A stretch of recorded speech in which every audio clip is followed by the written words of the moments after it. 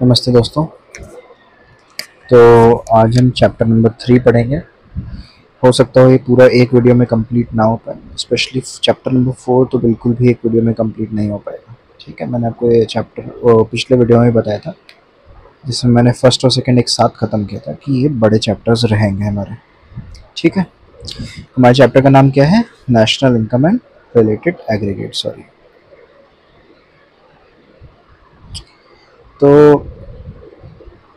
National income क्या है? बहुत बार आपने सुना होगा अपने करंट अफेयर्स, डेली न्यूज़, इन सब चीज़ों में, या लोगों को, बड़े लोगों को बात करते हुए सुना होगा कि जीडीपी गिर रही है या हमारे देश की जो इकोनॉमी है वो अच्छी रही जा रही है, एक्सेट्रा।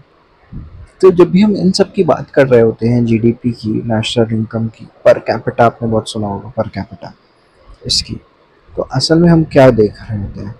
हम ये देख रहे होते हैं कि हमारे देश के सभी लोग, given natural resources, science and technology में हम जहाँ भी पहुँचे हैं, उसके साथ हमारे लोगों के पास जो स्किल्स हैं, जो एजुकेशन है, उसके साथ, है ना, जो भी variety of vegetation, agriculture etcetera हमारे यहाँ है, नेचुरली प्रेजेंट है।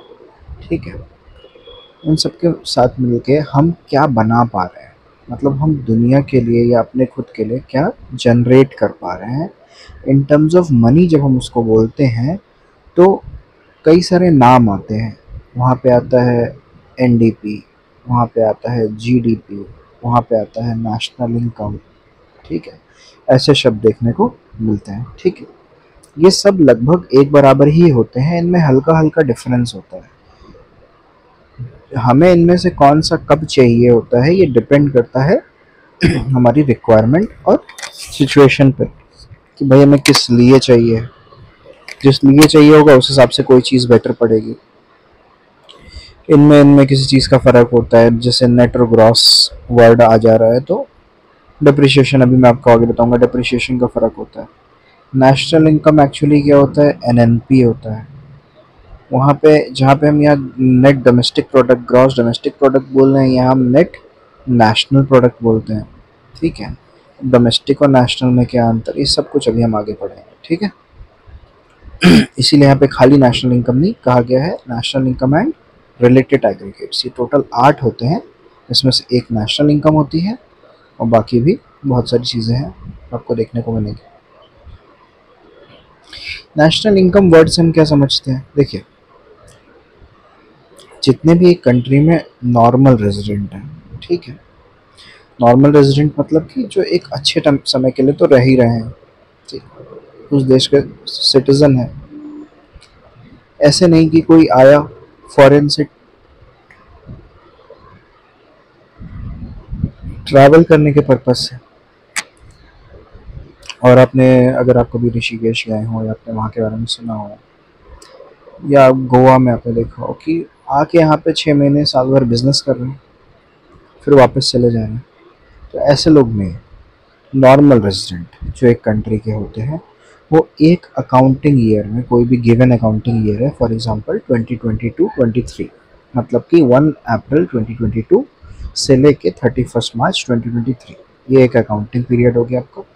इसमें इन नॉर्मल रेजिडेंट्स ने जितनी भी इनकम की है, फैक्टर इनकम मतलब कोई होगा जिसने अपना लैंड दे रखा होगा, उसे रेंट मिल रहा होगा, किसी ने किसी बिजनेस में कैपिटल लगा रखा होगा, उसे प्रॉफिट मिल रहा होगा। ठीक है, कोई एज लेबर, सैलरीड एम्प्लॉय या फिर वर्कर के रूप में काम कर रहा होगा, तो उसे वेजेस मिलेंगे। ठीक, तो ठीक है, कोई अपना जो है क्या कहते हैं कि किसी के यहाँ कहीं पे उसने सेविंग कर रखी है ना, या लोन दे रखा है, तो इंटरेस्ट मिलेगा। तो ये जो रेंट, वेजेस, इंटरेस्ट, प्रॉफिट, ये सब क्या कहलाते हैं? Factor income. ठीक है, तो ऐसे ही अलग अलग व्यक्ति एक या दो तरीकों से इनमें से पैसे कमा रहा होगा, और ऐसी सारी फैक्टर इनकम इन लोगों की, जो नॉर्मल रेजिडेंट है, जो इन्होंने एक अकाउंटिंग ईयर में अर्न की हैं, उसका सम क्या होता है? नेशनल इनकम होता है। ठीक है, एक नेशन यानी एक कंट्री के नॉर्मल रेजिडेंट्स द्वारा एक अकाउंटिंग ईयर में टोटल जो फैक्टर इनकम अर्न की गई है, चाहे वो रेंट से हो, चाहे वेजेस से, चाहे इंटरेस्ट से, चाहे प्रॉफिट से, उसके सब को हम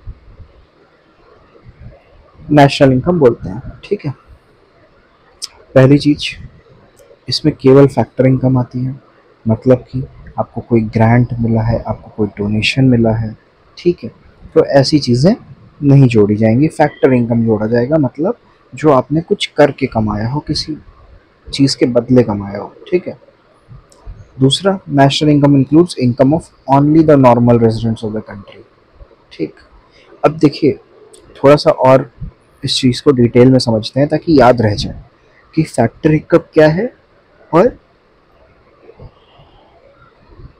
नॉर्मल रेजिडेंट क्या है। क्योंकि जब हम sum total of income in an accounting year, है ना, कंट्री, ये सारी चीज़ें लेते हैं, लेकिन sum total income, accounting year, country, तो हमारे और भी एग्रीगेट्स इसी से बने हैं।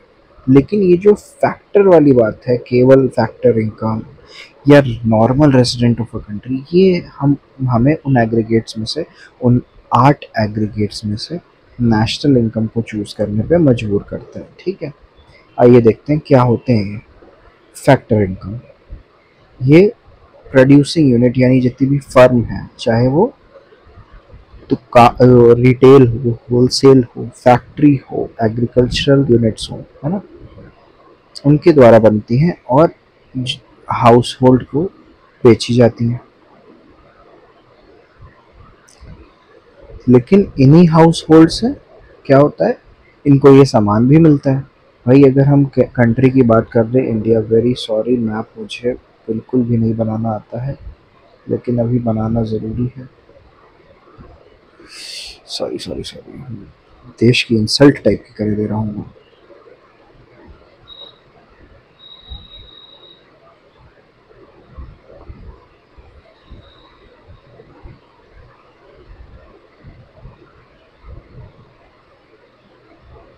ठीक, अब ये तो काफ़ी साफ सुथरा बन गया है, भले ही मेरी राइटिंग कितनी भी ख़राब है। ठीक, अब ये अपने देश में जो हाउस होल्ड है, मतलब कि जो लोग रह रहे हैं, ठीक,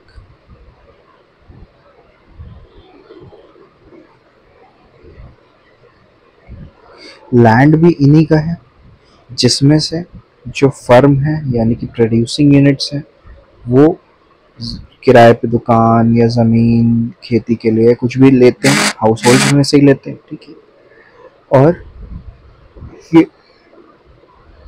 इन्हीं घरों से वो एम्प्लॉयज़ लिए जाते हैं, जो लेबर, सैलरीड एम्प्लॉय, एंटरप्रेन्योर या कुछ भी बनते हैं। ठीक है, तो यानी कि प्रॉफिट और वेजेस भी इनको वापस जा रहा है, वो इन्हीं से लिया गया है, और कैपिटल यानी कि बिजनेस में पैसा भी इन्हीं का लगता है। तो फैक्टर इनकम क्या है, वो पेमेंट है जो producing units in factor services के बदले इनको वापस करते हैं। ठीक है, इनसे फैक्टर सर्विस ली और इनको पेमेंट दिया। ठीक, हालांकि जब आप सम टोटल करते हो पूरे देश का, पूरी इकोनॉमी का, तो आप पाते हो कि एक हद तक आप यहीं से ही सारी चीज़ें ले रहे हो, उसके बदले इनको इनकम, वो पैसे दे रहे हो, और फिर वो सामान भी इन्हीं को वापस बेच के उसके पैसे वापस भी ले रहे हो, है कि नहीं। भाई जो गुड्स या सर्विसेज ये प्रोड्यूसिंग यूनिट्स बनाती हैं, वो भी तो इन्हीं को बेची जाती हैं। आप ये ज़रूर कह सकते हो कि कोई ए है जो काम कर रहा है केवल और केवल, फॉर एग्जांपल, गेहूं उगाने और बेचने का, तो कई सारे B C D E F जो है इसका गेहूं खा रहे हैं, लेकिन इनमें से कोई ई है जो चावल बना रहा है, या मैं एक एग्जांपल ले लेता हूँ कि ये बना रहा है जो है, क्या कहते हैं कि क्या कह सकते हैं, ये ट्रैक्टर की कंपनी में काम करता है। ठीक है, साइंटिस्ट, इंजीनियर है, और ये ट्रैक्टर बनाने वाली कंपनी में काम करता है। अब ये ट्रैक्टर बनाने वाली जो कंपनी है,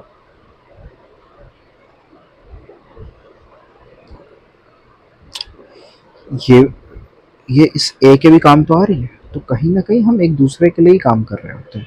ठीक है, वो हिडन होता है क्योंकि कई बार ए बी के लिए, बी सी के लिए, सी डी, और ई के लिए, ई वापस ए के लिए कर रहा होता है। दो लोग आपस में बार्टर सिस्टम एक्सचेंज नहीं कर सकते थे, है ना, इसीलिए तो पूरा देश मिलकर एक दूसरे के लिए काम कर रहा है। आपके पेरेंट्स या आपके बड़े भाई बहन कहीं अगर काम करने जाते होंगे, जॉब करते होंगे, तो वो सोसाइटी की मदद कर रहे हैं, और आप लोग जो जितने भी गुड्स और सर्विसेज यूज़ करते हो वो वही सोसाइटी बना के आपको दे रही है कि नहीं। तो उनकी फैक्टर सर्विसेज के लिए ये पैसे वापस दिए जाते हैं, और इसको कहा जाता है फैक्टर इनकम। इसमें क्या क्या आ जाता है, कंपनसेशन ऑफ एम्प्लॉयज़, ठीक है, यानी कि जिसको हम शॉर्ट में वेजेस बोल सकते हैं या सीओई बोल सकते हैं, ठीक है। कि इसमें सैलरी, वेजेस, जितने भी तरीके की सर्विस एम्प्लॉयज़ देते हैं उसके बदले उनको जो भी पैसा मिलता है, बोनस, एचआरए, डीए, बहुत सारी चीज़ें मिलती है, मेडिकल फैसिलिटीज़ के पैसे, सब चीज़ें उनको कंपनसेशन में आती है, ठीक है। फिर सेकंड में आता है आपका रेंट। यहाँ पे प्रोड्यूसिंग यूनिट्स को कोई भी तरीके का लैंड आपने दिया, आपने कोई दुकान दी किसी रिटेलर को, आपने कोई स्टोरेज एरिया दिया वेयर हाउसिंग के लिए किसी होलसेलर को, आपने कोई ज़मीन दी किसी फैक्ट्री ओनर को, आपने कोई ज़मीन दी खेती करने के लिए किसी एग्रीकल्चरर को, तो सब क्या है, उसके बदले आप क्या लोगे, रेंट लोगे, ठीक है। ये कैटेगरी है, बस कहा गया ना ब्रॉडली क्लासिफाइड अंडर। हर चीज़ एग्जैक्टली रेंटेड नहीं हो सकती, बट कहीं ना कहीं उसका मीनिंग यही होगा। और आगे आप या पीछे अकाउंट्स में और इकोनॉमिक्स में भी 11th में आपने पढ़ा होगा, मैंने भी पढ़ाया हुआ है, इम्प्लिसिट कॉस्ट भी होती है कई बार। ये लैंड खुद का होता है ओनर का, ओनर अपने बिजनेस में भी एज ए एम्प्लॉय काम कर रहा होता है, कुछ ना कुछ काम कर रहा होता है, तो वो उसके बदले उसको कंपनसेशन मिल रहा है या उसे कहीं ना कहीं प्रॉफिट उसका बढ़ जा रहा है, तो उसमें हिडन रेंट है, हिडन कंपनसेशन है, ठीक है। कभी भी खाली नहीं जाती है चीज़ें। थर्ड क्या है, इंटरेस्ट। जो पैसा लगता है उसके बदले इंटरेस्ट दिया जाता है। जो एंटरप्रेन्योरशिप अपनी एंटरप्रेन्योर स्किल दिखाता है, एंटरप्रेन्योर है ना, वो क्या कर रहा है, वो बिज़नेस को बढ़ाने में मदद कर रहा है, वो उसकी ताकत है कि वो बिज़नेस अच्छा चला सकता है, उसकी वजह से बिज़नेस ग्रो हो रहा है, तो उसको प्रॉफिट मिलता है, ठीक है। और वो एंटरप्रेन्योर भी वही हाउस होल्ड से आया होता है, भाई बिज़नेस चलाने वाले भी तो उन्हीं के बीच के हैं। तो इसीलिए हम केवल दीज फैक्टर इनकम को ही यूज़ करते हैं। फैक्टर इनकम हमेशा ट्रांसफ़र इनकम से अलग होती है। ट्रांसफ़र इनकम वो होती है जो किसी हेल्प, डोनेशन, चैरिटी एक्सेट्रा के रूप में मिलती है, ठीक। ये अनअर्नड होती है, इनके बदले आपने कुछ किया नहीं होता है, कोई सर्विस नहीं दी, कोई चीज़ नहीं प्रोवाइड कराई, आपको ऐसे ही मिलेगा, ठीक। इसीलिए इसको नेशनल इनकम में इंक्लूड नहीं करते।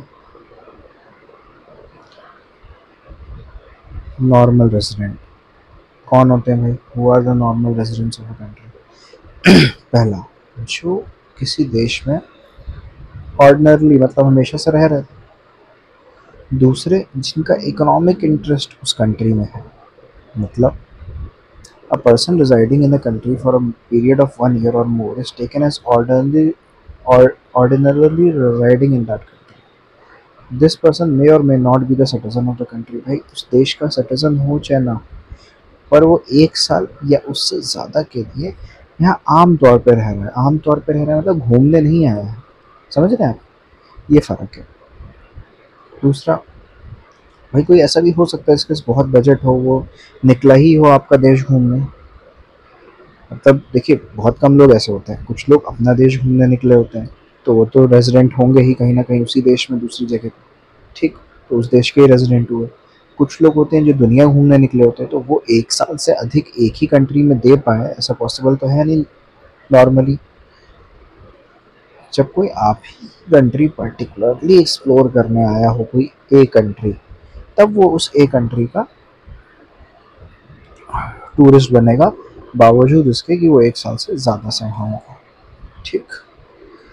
A person is said to have his economic interest in a country when he considers that country as a central place of all his economic activity, production, consumption, investment. देखिए क्या होता है कि कुछ लोग आपके देश में आए होते हैं इसलिए कि वो यहाँ से कमाएं, यहीं पे रहें और यहीं पे खर्च करें।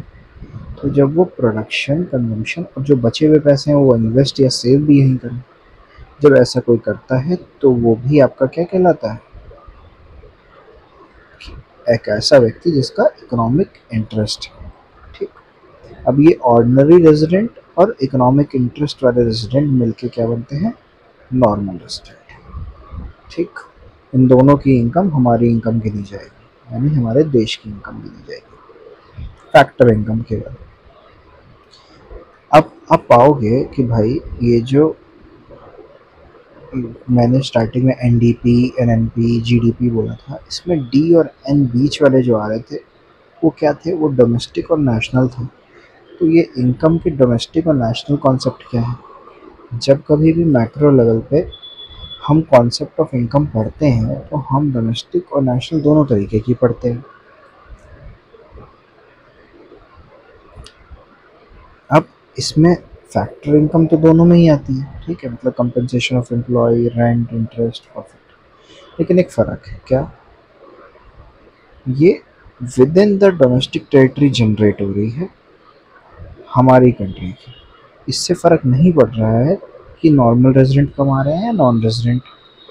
मतलब ऐसा भी हो सकता है कि कोई अपने देश भेज देता हो अपनी इनकम और वो बाहरी हो, विदेशी हो, और यहाँ केवल कमाने के लिए रह रहा हो, ठीक, तो उसको क्या बोलेंगे, नॉन रेजिडेंट। हालांकि हमारे भी ऐसे बहुत सारे लोग बाहर रह रहे हैं, है ना। तो जब हम यहाँ जो हमारी टेरिटरी है उसके अंदर कमाई गई इनकम को देखते हैं, चाहे वो किसी ने भी कमाई हो, तो वो डोमेस्टिक इनकम होती है। लेकिन जब हम उसमें से जो बाहरी लोग यहाँ रह रहे हैं उनकी इनकम को माइनस, और ऐसे ही हमारे लोग, हमारे सिटीजन्स जो अमेरिका बाहर देशों में रह के कमा के यहाँ भेज रहे हैं, उनकी इनकम को ऐड कर लेते हैं, तो उसको बोलते हैं नेशनल इनकम। अब आप फ़र्क समझ पाओगे। ऐसे आपको लगेगा डोमेस्टिक नेशनल एक ही बात तो हुई भाई, लेकिन डोमेस्टिक वर्ड यूज़ हो रहा है हमारी बाउंड्री के अंदर के लिए, है ना। ये जो मैंने बाउंड्री बनाई थी, दोबारा मैप में नहीं बना पाऊंगा, मुझे वापस आना पड़ेगा।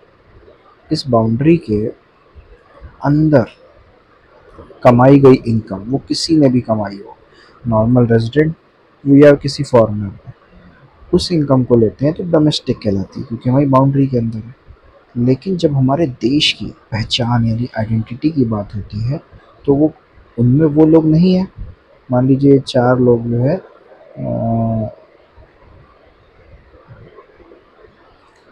4-5 लोग हैं, ये हमारे देश के नहीं हैं, तो इनकी इनकम जब हम माइनस, और हमारे खुद के देश के लोग जो बाहर रह रहे हैं लेकिन वो हमारे हैं, हमारी पहचान है, उनकी इनकम को यहाँ ऐड कर लेते हैं, तो क्या हो जाता है, नेशनल इनकम, हमारे नेशन की इनकम हो जाती है, ठीक है। क्योंकि हमने उन्हें पढ़ाया, बनाया, और अब वो खर्च भी यहीं कर रहे हैं ज़्यादातर पोर्शन अपनी इनकम का, तो इसीलिए उनकी इनकम हमारी इनकम है। लेकिन अब हम दूसरे की इनकम भी अपनी बताएं और अपनी भी खुद के वो बताएं तो गलत हो जाएगा। तो इसलिए उस केस सिचुएशन में हम क्या करते हैं, उनको हटा देते हैं जो बाहर के लोग हैं, ठीक। जब हम नॉर्मल रेजिडेंट की बात करते हैं, नेशनल इनकम बनता है, ठीक, जो हमने ऊपर पढ़ा पहले। चाहे वो डोमेस्टिक टेरिटरी बन रहा हो चाहे बाहर, लेकिन हमारे रेजिडेंट द्वारा बनाया जा रहा है। एग्जाम्पल, मान लीजिए इंडिया में फॉरेन एम्बेसी में कोई इंडियन वर्क कर रहा है, तो क्या होगा, वो डोमेस्टिक टेरिटरी में भी है, लेकिन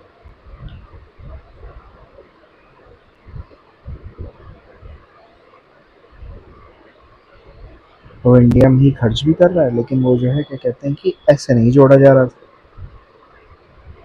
Indians employed in World Health Organization located in India, ये सब डॉलर में कमा रहे होंगे, ये भी डॉलर का, डॉलर या बाहर की करेंसी में कमा रहे होंगे, वर्ल्ड हेल्थ ऑर्गेनाइजेशन में भी डॉलर में कमा रहे होंगे, है ना।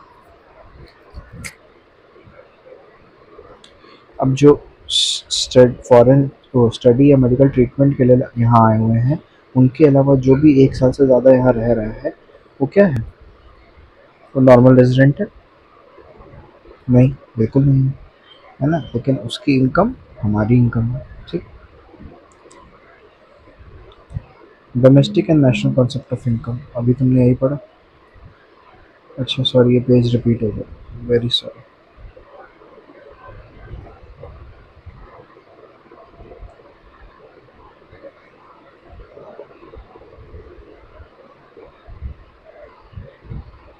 अब अगर कोई हमसे कहे कि भाई डोमेस्टिक इनकम को नेशनल इनकम बदल दो, मतलब या तो वो जीडीपी है उसको जीएनपी में बदल दो, या वाइस वर्सा, या कोई चीज़ एनडीपी है, नेट डोमेस्टिक प्रोडक्ट, उसको एनएनपी में बदल। अभी आप सब सोचोगे क्या है, लेकिन मैं बार बार बोलूँगा नहीं, तो जब मैं इसको एक्सप्लेन करने पहुँचूँगा तो नहीं कर पाऊँगा, इसीलिए मैं बार बार इन शब्दों का यूज़ कर रहा हूँ। ठीक है, धीमे धीमे आपको समझ में आएगा कि जीडीपी, जीएनपी, एनडीपी और एनपी सब है क्या। ठीक, अभी ये इससे भी टफ होंगे, क्योंकि अगर कुछ 4 दिख रहे हैं ना, मैंने तो 8 बताए थे आपको। ठीक, तो gross domestic product, gross national product, net domestic product, net national product में क्या फ़र्क है, डी और एन का, डोमेस्टिक और नेशनल का। तो डोमेस्टिक को नेशनल में या नेशनल को डोमेस्टिक में कैसे कन्वर्ट करेंगे। ठीक है, सबसे पहले फ़र्क क्या है, factor income earn by non resident with in the domestic territory. एक ये फ़र्क मैंने आपको बताया था कि हमारे ही देश में रह के हमारे देश के गैर नागरिक, मतलब जो यहाँ के नहीं हैं, वो जो चीज़ें कमा रहे हैं, एक वो फ़र्क है। दूसरा है ना, और ये चीज़ डोमेस्टिक इनकम में होती है, क्योंकि वो सिर्फ विद इन द टेरिटरी देखती है, वो ये नहीं देखती कि रेजिडेंट है कि नॉन रेजिडेंट। दूसरा आता है कि दूसरे देशों की डोमेस्टिक टेरिटरी ये हमारी डोमेस्टिक इनकम में नहीं होती, चाहे भले ही वो हमारे रेजिडेंट हो, है ना। तो हमारे रेजिडेंट की फैक्टर इनकम जो वो दूसरे देश की टेरिटरी में रह के कमा रहे हैं, वो गायब है। दूसरा फ़र्क ये है। तो हम क्या करते हैं डोमेस्टिक को नेशनल में ले जाने के लिए, हम सबसे पहले जो हमारी डोमेस्टिक टेरिटरी में नॉन रेजिडेंट कमा रहा है उसे माइनस कर देते हैं। ठीक है, एक्सक्लूड कर देते हैं। और जो दूसरे रेस्ट ऑफ द वर्ल्ड में हमारे रेजिडेंट है, ठीक है, आर रेजिडेंट, उनकी इनकम जोड़ लेते हैं जो बाहर रह रहे हैं, ठीक, बाहर कमा रहे हैं। तो डोमेस्टिक इनकम क्या हो गया, national income minus net factor income from abroad. Net factor income क्या है, ये इन दोनों का जोड़ है। ठीक, एक चीज़ प्लस और एक चीज़ माइनस। हाँ, ध्यान दीजिएगा, जब हम बोलते हैं फ्रॉम अब्रॉड मतलब बाहर से आने वाली, तो ऑब्वियसली जो रेस्ट ऑफ द वर्ल्ड में हमारे रेजिडेंट की वहाँ की इनकम को हम ऐड कर रहे हैं, यही तो है हमारी फ्रॉम अब्रॉड। ये तो क्या है, ये टू अब्रॉड है। तो इसीलिए जब हम net factor income from abroad कहते हैं, तो हम इसको प्लस और इसको माइनस कर रहे होते हैं। लेकिन आगे जाके जब लेवल आपका बढ़ेगा, न्यूमेरिकल्स लगाओगे आप बड़े बड़े, तो आप देखोगे कई बार फ्रॉम की जगह टू आ जा रहा है। तो इसका मतलब क्या है, इनकम फ्रॉम अब्रॉड वहाँ से नहीं आ रही है, यहाँ से जा रही है। अच्छा, यहाँ से जाने वाली भी तो हम यहाँ माइनस कर ही रहे हैं, तो फिर फ़र्क क्या है। देखिए, जब ये ज़्यादा है, मान लीजिए 10 रुपये और ये 8 रुपये, तब तो 10 प्लस और 8 माइनस 2 आ गया। आप बोल सकते हो कि net factor income from abroad 2। लेकिन यही अगर इरेज करता हूँ,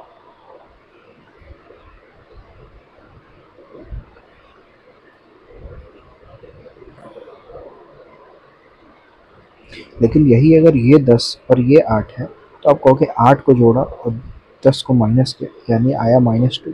तो अब कोई net factor income from abroad -2 तो बताएगा नहीं आपको। वो क्या कहेगा, सीधे सीधे वो कहेगा कि इनकम गई ज़्यादा, यानी कि net factor income to abroad, है ना, कितनी 2 रुपये। तो आपको खुद समझना है कि फ्रॉम में कन्वर्ट करने के लिए हमें इसका साइन चेंज करना पड़ेगा। ठीक, अभी आपको ऐसा नहीं समझ में आएगा, इस वीडियो को आप 2 से 3 बार देखोगे, क्वेश्चंस प्रैक्टिस करोगे, तब आप समझ पाओगे। ठीक है, चलिए आगे बढ़ते हैं, इसको अभी के लिए छोड़ते हैं। डोमेस्टिक इनकम में हम क्या करेंगे, नेशनल इनकम से NFIA यानी कि net factor income from abroad minus कर देंगे। क्यों माइनस कर देंगे, क्योंकि हमें डोमेस्टिक से नेशनल पे जाना है। ठीक, और डोमेस्टिक में हम क्या जोड़ रहे थे, इसको जोड़ रहे थे, तो इसको माइनस करना। और ये हमारे में पड़ा हुआ था, सॉरी ये हमारे में नहीं था, तो इसको हम ऐड कर देंगे। ठीक, तो हम नेशनल से डोमेस्टिक में चले जाएंगे। अभी हम डोमेस्टिक से नेशनल में जा रहे थे, इसीलिए एक्सक्लूड था और यहाँ ऐड था। लेकिन जब हम नेशनल से डोमेस्टिक में जा रहे थे, ध्यान दीजिएगा, नेशनल वो उल्टा है, ये एडेड है और ये सब्ट्रैक्टेड है, तो हम अपोजिट कर देंगे, माइनस। वही नेशनल के लिए डोमेस्टिक में ऐड कर देंगे। ठीक, तो NFIA क्या है, national income minus domestic income. अब कोई आपसे कहे कि भाई नेशनल इनकम 5400 है और NFI है 400, तो डोमेस्टिक बताओ। तो आप कहोगे भाई नेशनल इनकम ज़्यादा बड़ी होती है, उसमें हमारी चीज़ें NFI जुड़ा रहता है, ऐसे आप समझना। डोमेस्टिक एक आपको जैसे ही आप दिमाग में दो वर्ड लाओगे, डोमेस्टिक और नेशनल, ठीक, तो आप क्या करोगे, आप कहोगे यार नेशनल ज़्यादा बड़ा वर्ड लग रहा है, ऐसे याद रखना। तो NFIA जो हमने पढ़ा है वो इसमें जुड़ा हुआ है, इंक्लूडेड। तो अगर हमें डोमेस्टिक में जाना है तो उसको हटाना पड़ेगा। तो याद रखने का क्या तरीका हुआ, नेशनल इनकम दी है, NFIA दी है, डोमेस्टिक में आना है, यानी कि नेशनल से डोमेस्टिक बट इससे छोटे में आना है, तो इसको माइनस कर दो। अब जब आप बार बार क्वेश्चन पहले छोटे प्रैक्टिस करोगे जिसमें NFIA ही है, तो आपको NFIA याद हो जाएगा वर्ड। अब अगर कहीं आ जाता है कि net factor income to abroad, तो आप तुरंत जान लोगे कि भाई अब हमें इसको उल्टा करना है। पहले हमें देखना है हमें क्या करना है, नेशनल बड़े से डोमेस्टिक छोटे पे आना है, तो NFIA जो हम बहुत ज़्यादा बार पढ़ चुके होंगे वो हमें हटाना है, क्योंकि बड़े से छोटे में आने के लिए कोई भी चीज़ हटानी होती है। लेकिन जैसे ही आप पढ़ोगे कि टू अब्रॉड, अरे हम तो बहुत बार NFIA हटा चुके हैं, ये उसका उल्टा होता है, तो अब हमें इसे जोड़ना है, ऐसे याद रखो, ठीक। अभी इसको भूल जाओ, बिल्कुल भूल जाओ। अभी ये 3 क्वेश्चन प्रैक्टिस करो। नेशनल इनकम बड़ी होती है 5400, NFI 400, डोमेस्टिक छोटी होती है, इस पे आना है तो माइनस कर देंगे और 5000 आ गई। डोमेस्टिक इनकम छोटी होती है 4300, NFI 200 है, नेशनल बड़ी होती है, तो हम दोनों को छोड़ेंगे। डोमेस्टिक से नेशनल में जाना है तो NFI, यानी कोई चीज़ जोड़ते हैं तब बड़े पे पहुँचते हैं ना, तो NFI जुड़ेगा। फिर से वही, नेशनल इनकम 5000, डोमेस्टिक इनकम 4000, हमेशा बड़े में से छोटा माइनस होता है, ठीक। तो 5000 माइनस 4000, 1000 रुपये NFI आ गया।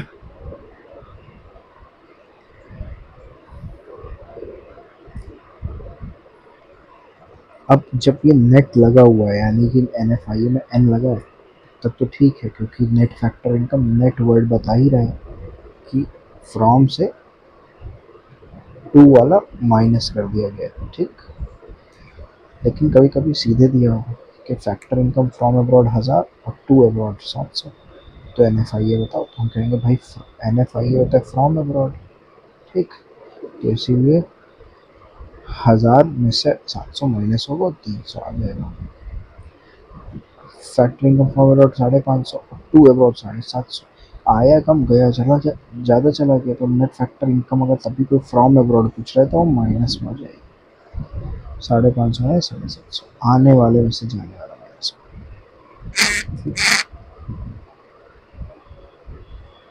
अच्छा, इनकम प्रोडक्ट एक ही चीज़ होती है, क्यों?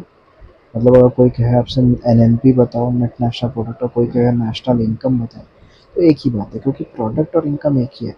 मैंने अभी आपको बोला था पूरा देश जो बना रहा है ना, ये जो है पूरा देश जो बना रहा है, वही उसी के बदले के फैक्टर से कमा रहा है ना।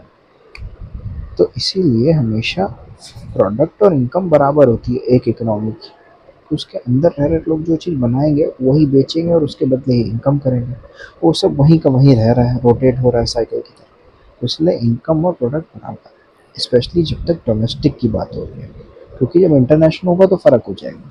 क्यों फ़र्क हो जाएगा? क्योंकि भाई बाहर हम क्या फैक्टर भेज रहे हैं वो अलग होगा, बाहर से हम कमा क्या रहे हैं वो अलग होगा, है ना।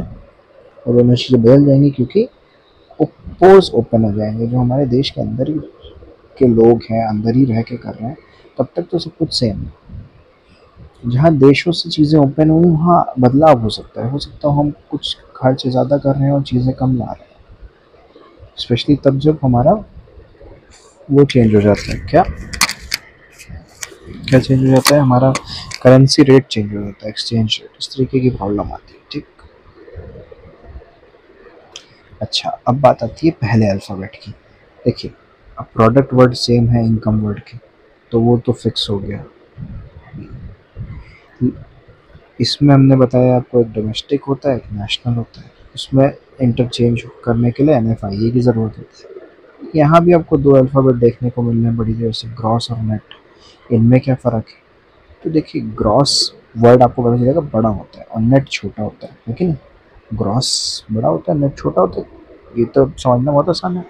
तो ऑब्वियसली जो भी चीज़ होगी वो इसमें गायब होगी और इसमें एडेड होगी पहले से, इसीलिए क्या है, और वो चीज़ क्या है, डिप्रिशिएशन।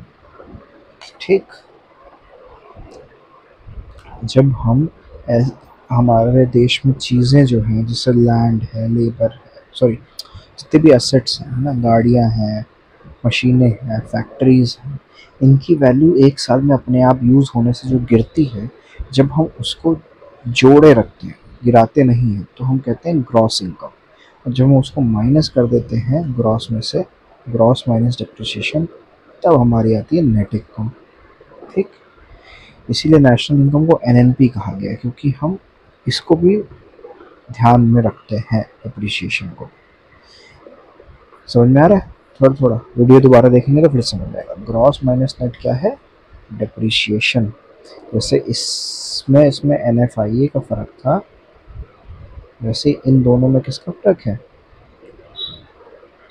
डिप्रिसिएशन का। ठीक, अच्छा देखिए, धीमे धीमे ये आपका टफ होगा, 12th है, बोर्ड्स हैं, इतनी आसानी से तो आपको चीज़ें नहीं मिलने वाली हैं।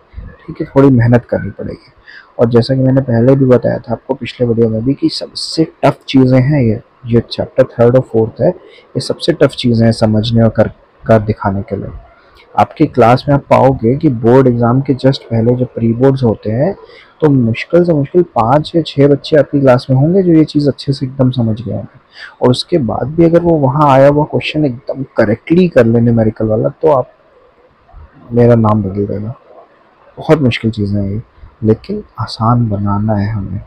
हमें बुक को समझना है, जो चीज़ टफ है उसे 4 बार पढ़ना है, ठीक है, और करके दिखाना है। ठीक, चलिए आगे बढ़ते हैं। अभी भी आप देख रहे थे कि ये 4 ही चीज़ें हुई थी, GDP, GNP, NDP और NNP।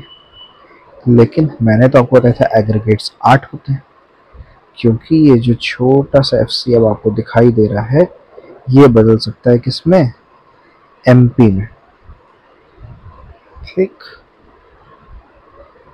यानी कि मार्केट प्राइस, और FC क्या है, फैक्टर कॉस्ट।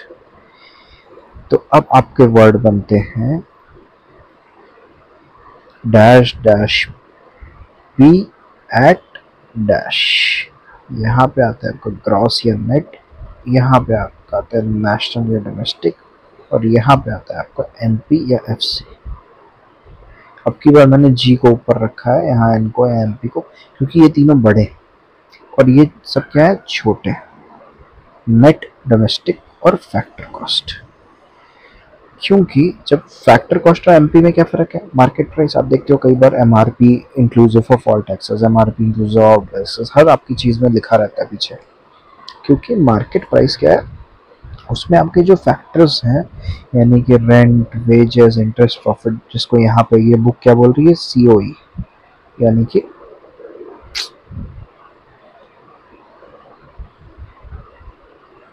COE यानी कि कंपेंसेशन ऑफ एम्प्लॉइज। इसको मैं रेंट बोल रहा हूँ क्योंकि पहले की बुक्स जिसको मैं वेजेस बोल रहा हूँ क्योंकि पहले की बुक वेजेस बोलती थी। इसके अलावा हो गया रेंट, इंटरेस्ट, प्रॉफिट, ये सब फैक्टर इनकम है। जब इसमें हम कोई सामान बनाते हैं तो ये सब आ जाता है, लेकिन हम क्या बेचते इसी पे हैं, नहीं, हम इसके अलावा गवर्नमेंट जो टैक्स लगाती है उसे जोड़ देते हैं। अच्छा, 90% 95% चीज़ों पर टैक्स लगता है, पर कुछ 5% ऐसी भी चीज़ें जिस पर टैक्स लगने की वजह सब्सिडी लग जाती है। जैसे कि गैस सिलेंडर आप खरीदते हो, अभी तो सब्सिडी नॉमिनल सी हो गई है, पर पहले ज़्यादा थी, लेकिन उस पर टैक्स नहीं है। अगर आपको गैस सिलेंडर चाहिए तो वो आपकी नीड है, बेसिक नीड। आप खाना कैसे बनाओगे अपने घर का, लेकिन क्योंकि हम कुछ फ्यूल्स, क्रूड ऑयल बाहर से इंपोर्ट कराते हैं, उससे ये बनती है, इसीलिए ये बनाने वाले मैन्युफैक्चरर को महंगी पड़ती है। तो चूंकि मैन्युफैक्चरर को भी इतना पैसा और प्रॉफिट मिले और लोगों को भी उनकी सर्विस जो नीडी, जो एकदम बेसिक सर्विस है वो मिल जाए, इसके लिए सरकार क्या करती है, बीच का गैप ख़त्म करती है। मान लीजिए सिलेंडर एक पूरा बना के घर तक पहुंचाने के लिए एक कंपनी को 1200 का खर्चा आ रहा है, मान लीजिए इंडियन ऑयल को, और एक हाउस होल्ड वाला व्यक्ति 1000 ही रुपये दे सकता है, तो 200 रुपये क्या करेगी गवर्नमेंट, सब्सिडी दे देगी कि भाई ये पैसे हम देते हैं। ठीक, उससे क्या होगा, ये जो RWIP बन रहा है इसमें कमी आ जाएगी। लेकिन ज़्यादातर चीज़ों पे टैक्स होता है, तो इसीलिए बहुत सारे अमाउंट ऐड भी होते हैं बहुत सारी चीज़ों के। और जब हम फैक्टर कॉस्ट में ये सेटिंग कर देते हैं टैक्स और सब्सिडी वाली, तब वो क्या बन जाता है, मार्केट प्राइस। ठीक, तो अब आपका जीएनपी, जीडीपी, एनएनपी और एनडीपी, ये चारों चीज़ें दो बार आएंगी, एक बार एट मार्केट प्राइस और एक बार एट फैक्टर कॉस्ट, तो हो जाएंगी 8। ठीक, चलिए चलते हैं। फर्क क्या है, फैक्टर कॉस्ट बराबर market price minus net indirect tax. ठीक, और मैंने आपको पहले बताया था कि मार्केट प्राइस में जुड़ा होगा, अगर हमें फैक्टर कॉस्ट में जाना है तो उसे माइनस करना पड़ेगा, क्योंकि मार्केट प्राइस ऊपर होता है, MRP inclusive of all taxes पढ़ा है आपने। और वही फैक्टर कॉस्ट दिया है और मार्केट पे जाना है तो हम टैक्स को जोड़ेंगे। ठीक, अब ये जो टैक्स जोड़ना है यानी नेट इनडायरेक्ट टैक्स, यही क्या है, टैक्स माइनस सब्सिडी। कोई आपसे कहे कि नेट इनडायरेक्ट टैक्स क्या होता है, तो आप क्या कहोगे, यहाँ दिया ही नहीं, स्किप कर दिया मैंने। नेट इनडायरेक्ट टैक्स यानी कि NIT बराबर इनडायरेक्ट टैक्स माइनस सब्सिडी, क्योंकि टैक्स अक्सर ज़्यादा होते हैं तो इसीलिए इनकम टैक्स और sorry indirect tax minus subsidy. जब हम उसको माइनस करेंगे तो नेट बन जाएगा और ये जो है जुड़ेगा। हमेशा ध्यान दीजिए, बड़ी चीज़ क्या है, मार्केट प्राइस, बड़ी चीज़ क्या है, ग्रॉस, बड़ी चीज़ क्या है, नेशनल। तो इनमें चीज़ें जुड़ी हुई हैं, यहाँ पे देखिए दिया हुआ फॉर्मूला। और बाकी वाले में नहीं जुड़ी हैं, तो उनसे इनमें पहुंचना है तो जोड़ना पड़ेगा, और इनसे छोटे वाले में जाना है, बड़े से छोटे में जाना है तो घटाना पड़ेगा। ठीक, एक बार फिर से,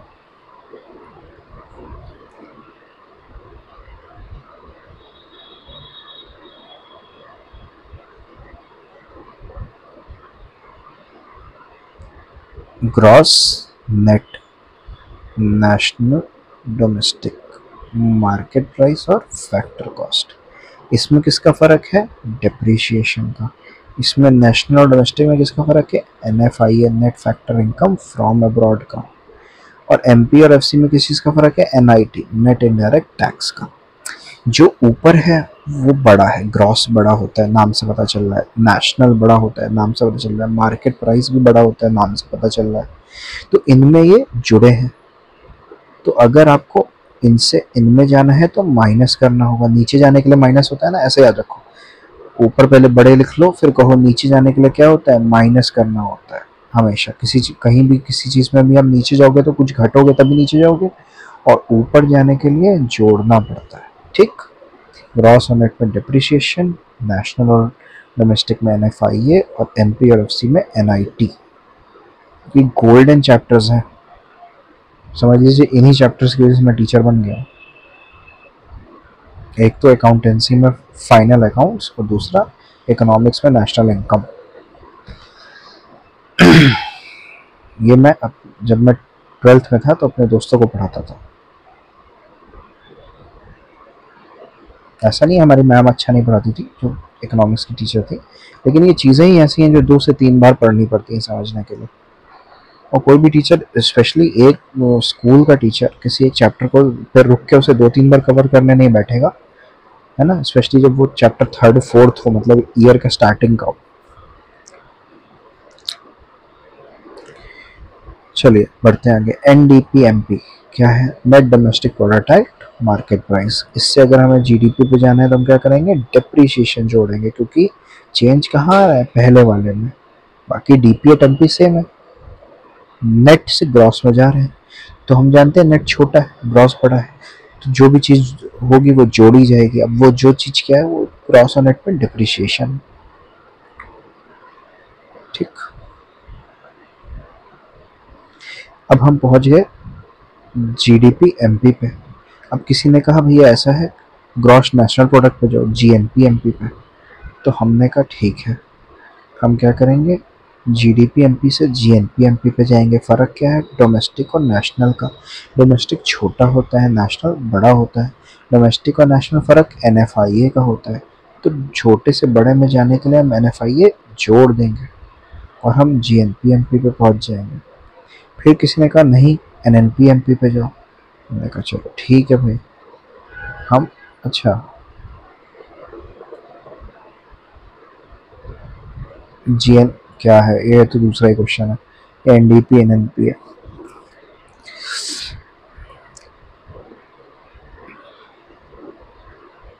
चलिए ऐसे इन्होंने सारे लिख दिए 8 के 8। ठीक, जो आपका NNP@FC होता है ये ध्यान रखिएगा, ये आपका नेशनल इनकम होता है।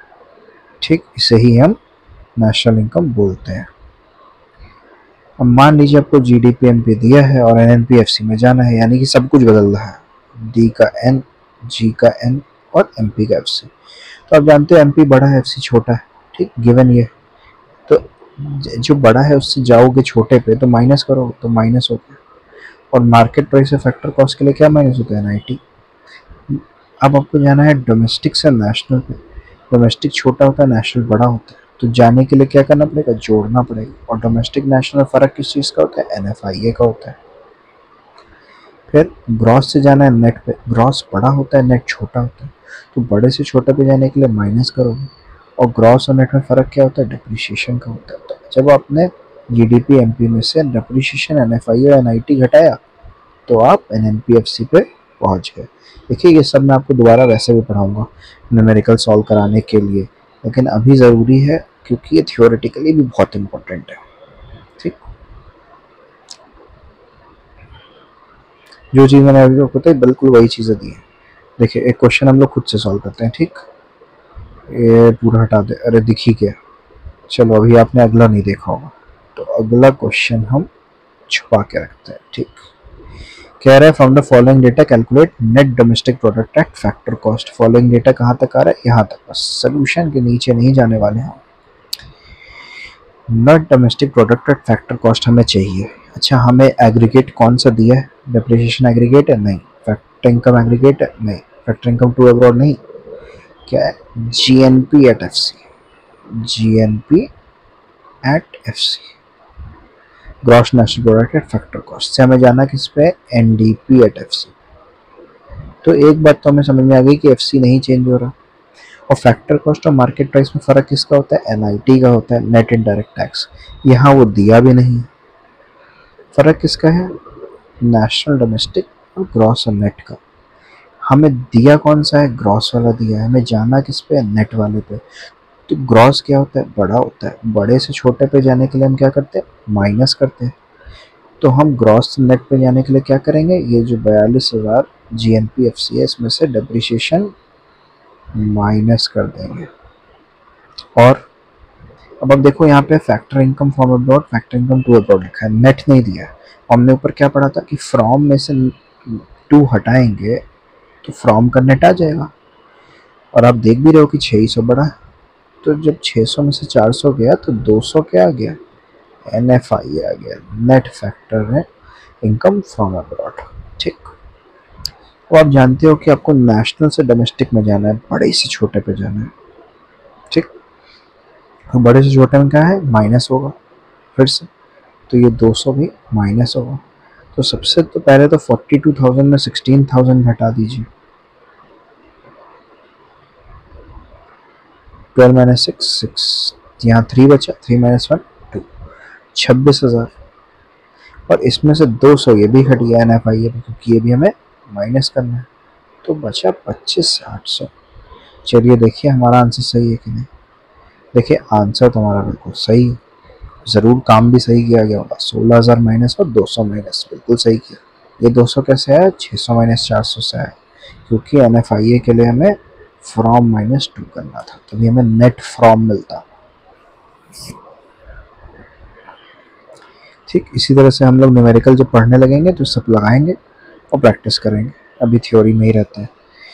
देख लें एक बार वीडियो की टाइम कितनी हो गई है, ताकि हमें जल्दी ख़त्म करना हो तो हम कर सकें और इसको 2 में ब्रेक कर सकें।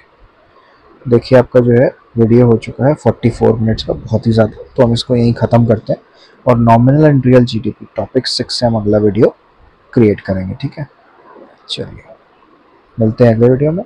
धन्यवाद।